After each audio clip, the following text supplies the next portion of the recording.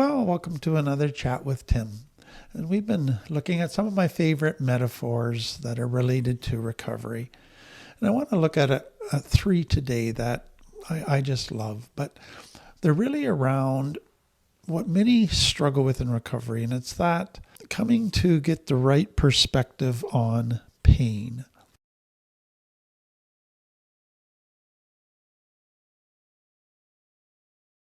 So for many, they spent years in pain as a child, and they had to adapt in what became unhealthy ways, maladaptations, in order to survive. That pain they could never resolve. That pain they just saw was bad. And so pain to them is a terrible thing. And it resulted in their mind in wasted years because of all the ways they had to shut down and maladaptations that destroyed friendships and jobs, etc. And so that's how they tend to look at their past. All of this unresolved pain, pain is bad, all of these wasted years due to shutting down and maladaptations. So here's what I want us to look at today. While you were adapting, while you were doing those things to survive, often you were unaware that some good things were also happening in you. It wasn't all bad. And so as you come into recovery, what you begin to realize is that you're a mixture now of healthy and unhealthy.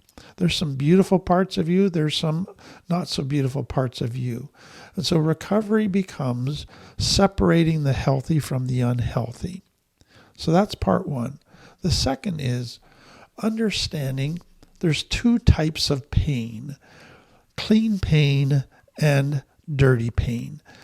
That's important because, again, in complex trauma, for most people, all pain was dirty. So you were hurt, your needs weren't met, you were made fun of, you were abused, you were neglected, you had pain, pain, pain. You had no way to resolve it. Your only way to deal with pain then was to somehow escape it. Because to you, pain was bad, and the longer you stayed in it, the more painful stuff happened. So, recovery for you is learning that pain now can be resolved. We now can have tools to resolve pain. And if we use those tools, pain can actually turn into a positive thing. It can bring about growth. It can bring about beauty. It can be a very positive catalyst in our life. That's clean pain. So I've quoted this before, but I want to quote it again. Resma Menakem says this: there are two kinds of pain. Clean pain is pain that mends and can build your capacity for growth. It's the pain you feel when you know what to say or do, when you really don't want to say it or do it. And when you do it anyways, responding from the best part of yourself. Dirty pain is the pain of avoidance, blame, or denial, when you respond from your most wounded parts. So, what's dirty pain? All of that unmet needs, being hurt, not being loved well, that produced pain. But you couldn't resolve it. You tried, you cried, you asserted yourself, you got angry, but then you got punished for that. So that added more pain.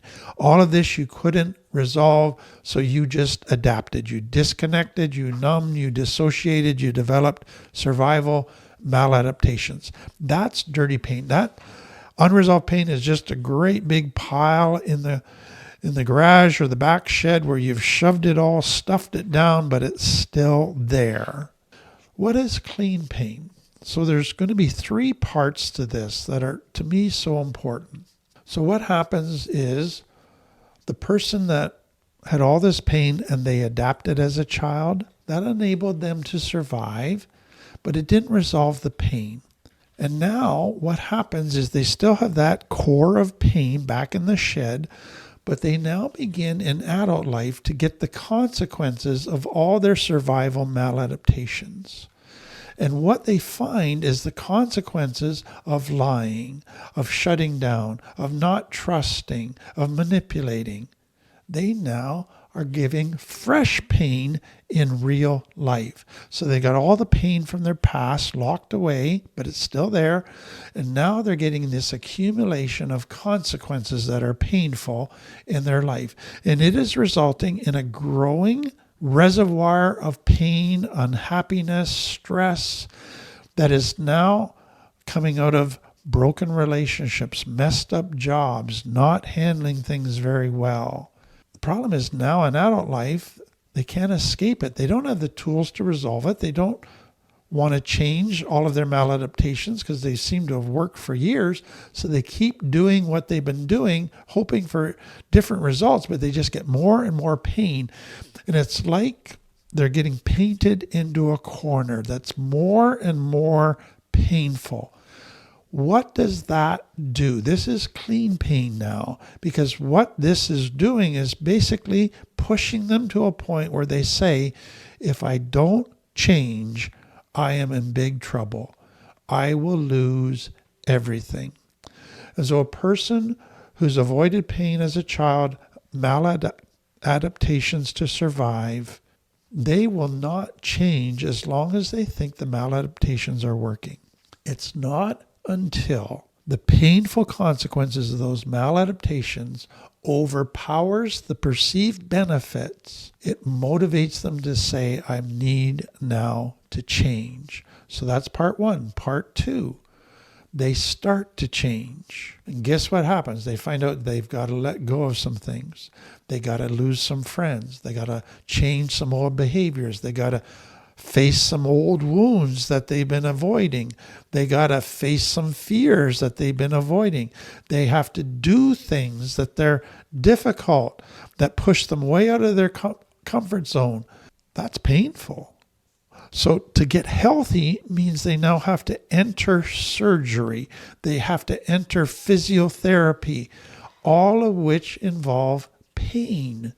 That's not a lot of fun, but that's clean pain, because that pain leads to healing. It leads to growth. So let me tell you two stories to begin with. So the first is the metaphor of the lump of coal that becomes a diamond. And to me, it's that first part of this process. So a lump of coal, that's what a diamond becomes. But to get to that, it has to undergo extreme heat and pressure. And so the pressure, I'm told, is about 50,000 to 60,000 times the normal atmospheric pressure. I can't even imagine the intensity of that pressure. And then there's heat at the mantle of the earth where this takes place, intense heat. And they are buried deep, often 150 to 200 kilometers below the surface of the earth.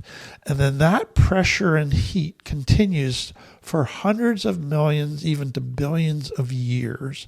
And what that does is begins to change the genetic makeup of that lump of coal, and it becomes a diamond. And so let me just again stop and qualify this, because a lot of people have been told that pressure makes diamonds. That's not totally true. Pressure in the right conditions makes diamonds. You think of that child growing up in a complex trauma home. They had pressure upon pressure upon pressure. They had heat. They had pain. It didn't make a diamond. It shut them down. Recovery, you can create the right conditions to now take that lump of coal and make a diamond. That's what I want you to see. And so you have to get this very narrow, specific range of conditions in place in order for that carbon to change from a piece of coal to a piece of diamond. The environment has to be right. And that's what recovery is getting the right conditions so that the pressure is now transformative. It doesn't just destroy you. Second one I love, and that is the story of refining metal. So if you look at most metals that are brought out of the earth, so ores, so lead, gold, silver, whatever, they have all kinds of impurities in them. So they're like you coming into recovery. There's some very beautiful gold, silver inside of you, but there's also dross or the impurities. So how do you separate the healthy from the unhealthy? You heat it up. I worked for a time at a battery plant. And one of the things that I was always fascinated by is they would put this massive block of lead into this furnace, and it would heat it to this unbearable heat. You couldn't get within 50 feet of it because it was so hot. But what would begin to happen is all of the impurities, which are lighter than the pure metal, they would rise to the surface. And then somebody would come who would be all gowned in this thermal fire preventative stuff, would come and scrape the impurities off the top, called the dross. Then they'd let it be heated even more, and then more impurities would come and they'd scrape it off. And after a period of time, there would be 99.9% pure metal left. And they would pour it out, and that would be the metal. That's sometimes what recovery is. You go into situations that you go, oh, this is so painful, but it exposes a part of you that's unhealthy so that you can get rid of that part and you're left with the good part. And that process takes place repeatedly over time. And each time you separate the unhealthy from the healthy and you grow and you develop. But there's a painful element, there's a pressure, there's a heat element that is part of that. Then the next one, as they get older, they go through events that lead to losses. So they lose their health, they get diabetes, they have heart issues, or they get older and they just start losing different abilities that they used to have. Those abilities become limitations. They can't do what they used to do. For many people, they now go, I hate that. I resent this limitation. Losing this, they get bitter about it. Whereas the better response would just say, I'm going to grieve that I've lost the ability to do that. I'm going to grieve that I can't do what I once did. But I wonder what would happen if I accepted this new limitation. I wonder if it might lead to something beautiful. And that's where I love the story of the making of a pearl in an oyster. So you got an oyster in the sea bottom, and coming into that oyster is this tiny little grain of sand that somehow gets in, and it becomes an annoyance, an irritant. It messes up the oyster's comfortable life. It changes its comfortable life. So what does the oyster do? It secretes this lubricant that surrounds the grain of sand, and it keeps secreting, and it accepts it as part of itself, and that becomes a pearl. And so to me, again, there's pain in three different areas. There's pain that puts pressure on us, that basically backs us into a corner and says, well, I accept the process of actually changing and becoming a diamond. There's pain that comes from the heat of very difficult circumstances that help us begin to separate the healthy from the unhealthy. And then there's the pain of losing things that we used to be able to do and now having limitations that, if I accept, can become a pearl. Again, I hope that encourages you and helps you in your journey. Thanks again. Please like, subscribe, share, make a comment. We really appreciate it.